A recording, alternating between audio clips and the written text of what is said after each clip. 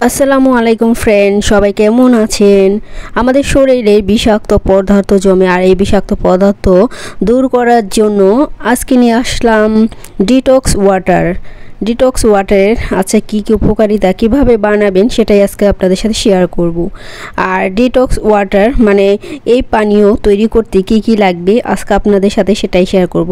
এটা খেলে আপনার শরীর অনেক উপকার হবে এবং শরীরে বিষাক্ত পদার্থ দূর হবে।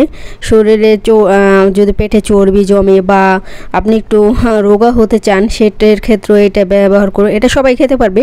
এই গরমে কম বেশি এই ডিটক্স ওয়াটারটা খেলে আপনার শরীরে অনেক অনেক উপকার হবে।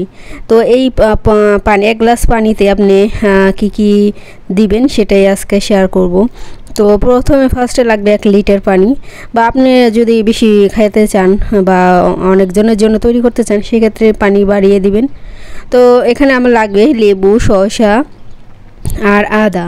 তো আমার হাতের কাছে আছে 3টে উপকরণ। আপনারা পুদিনা পাতা, তারপরে সবুজ আপেলও দিতে পারেন এখানে, অনেক তারপরে মালটাও দিতে পারেন যেহেতু।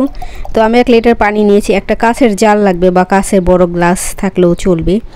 তো আমি প্রথমে কাঁচের একটা জার নিয়েছি, দেখুন সেখানে আমি একমাত্র মিনারেল ওয়াটার পরিষ্কার পানি দিয়ে দিলাম। এখন আমি স্লাইস করে লেবুটা কেটে নেব। তো এভাবে আমি যেভাবে করি ঠিক এভাবেই এই পানিটা খেলে আপনার শরীর অনেক অনেক উপকার হবে। শরীরে যে মেদ থাকে বা চর্বি থাকে, সে অনেক দিন করছে চর্বি জমা, সেটাও চলে যাবে। এই পানীয়গুলো প্রথম লেবু এভাবে গোল গোল করে, লেবু, শসা, আদা সব এগুলো গোল গোল করে কেটে নেবেন।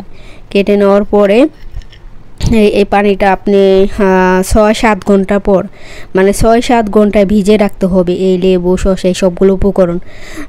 সাথে সাথে আপনি কাটার সাথে সাথে কিন্তু এই পানি খাবেন না, তাহলে কোনো উপকার পাবেন না। এটা নর্মাল ফ্রিজেও রাখতে পারেন 1 দিন বা 2 দিন, এর বেশি রাখা যাইব না। তারপরে এটা ফেলে দিয়ে আপনি আবার নতুন পানি তৈরি করতে পারবেন।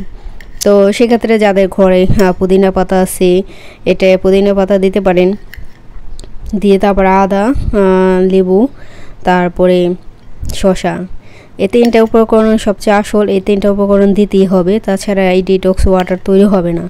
এটার বেনিফিটস মানে উপকারিতা অনেক। এই গরমের ভিতরে আপনার শরীরের জন্য অনেক উপকার হবে। শরীরে আমাদের বিভিন্ন ভাইরাস, বিভিন্ন রোগ জীবাণু এই শরীরে আমাদের জমে থাকে।